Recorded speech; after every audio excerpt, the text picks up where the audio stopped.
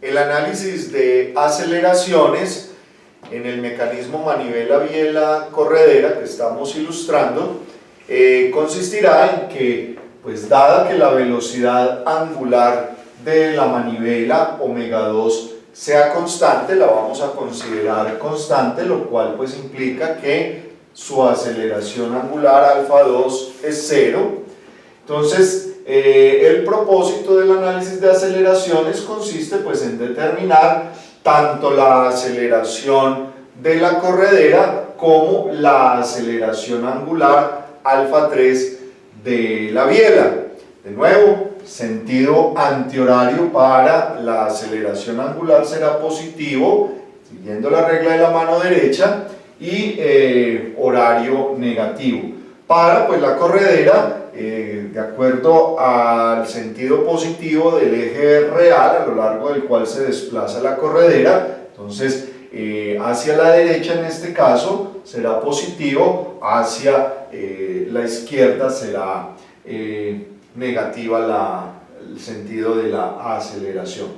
Entonces el análisis de aceleraciones se fundamenta o se parte derivando la ecuación de cierre de circuito del mecanismo una vez más, tomando la segunda derivada de cada uno de sus términos.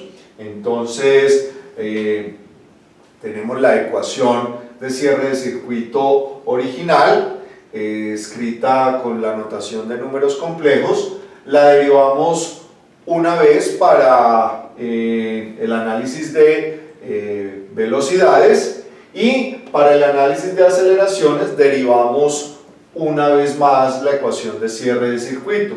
Entonces la segunda derivada de este término, de este primer término, entonces nos queda R2 e a la i teta 2 de nuevo por i omega 2, entonces queda i omega 2 al cuadrado. No tomamos no aparecerá la derivada de omega 2 porque pues en este caso estamos considerando que omega 2 es constante y de nuevo alfa 2 es igual a 0. Igual a la derivada de este término de la derecha. Entonces la derivada de la velocidad de la corredera v sub 4 pues es la aceleración de la corredera a sub 4. Y ahora derivamos este último término, entonces de nuevo tenemos R3 e a la i teta 3 por i omega 3 al cuadrado, pero pues ahora sí debemos derivar de nuevo este producto, ¿cierto? La derivada del primero por el segundo sin derivar, más el primero sin derivar por la derivada del segundo, porque pues ahí sí omega 3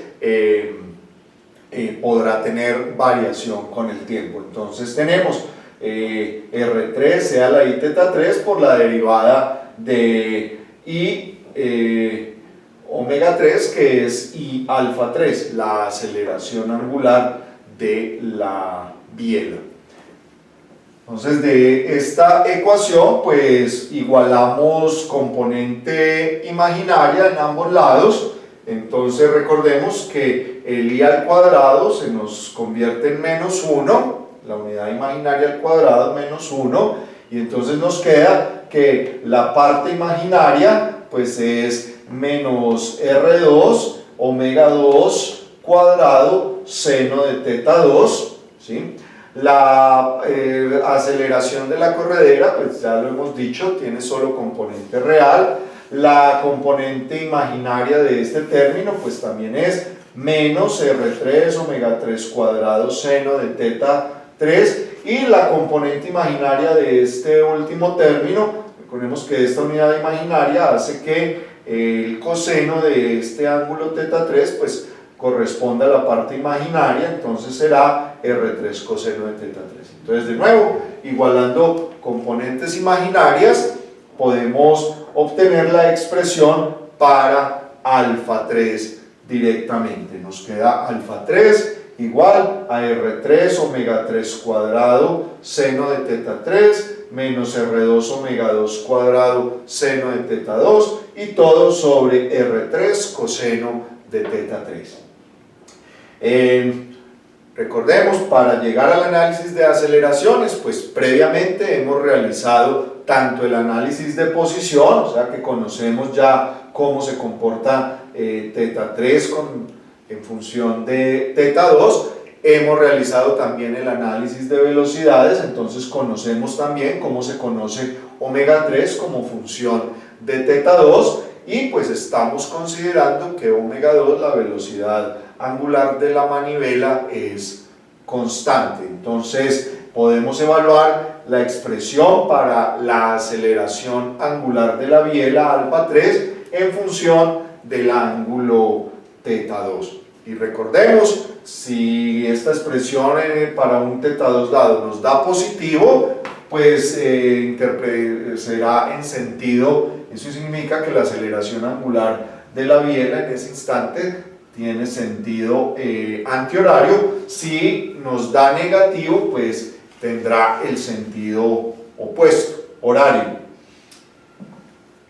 Ahora, para obtener la expresión para la aceleración de la corredera, entonces igualamos parte real de ambos lados de esta ecuación. Entonces, despejando, nos queda que la aceleración de la corredera a sub 4 pues será igual a R3 omega 3 cuadrado coseno de teta 3. Recordemos que i cuadrado es menos 1, al pasarlo para el otro lado, ahí en el despeje, pues nos queda positivo.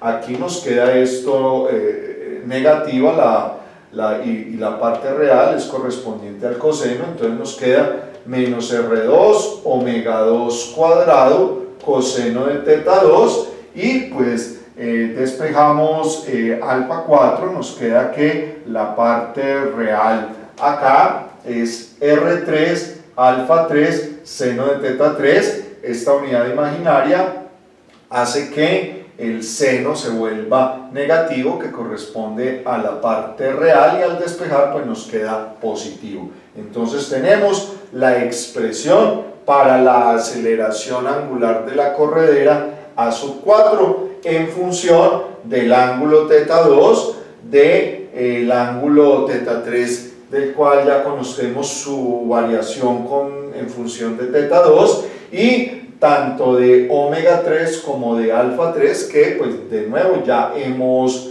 realizado el análisis de velocidad y conocemos también la expresión para alfa 3 en función de teta 2. Entonces podemos organizar estas ecuaciones que hemos obtenido de tanto el análisis de posición como el de velocidad y el de aceleraciones secuencialmente para pues ir evaluando las aceleraciones y pues conocer el comportamiento de estas para un ciclo completo de rotación de la manivela, que es lo que pues usualmente nos interesa para posteriormente pasar al análisis de fuerzas y también pues en las consideraciones de diseño que se requieran.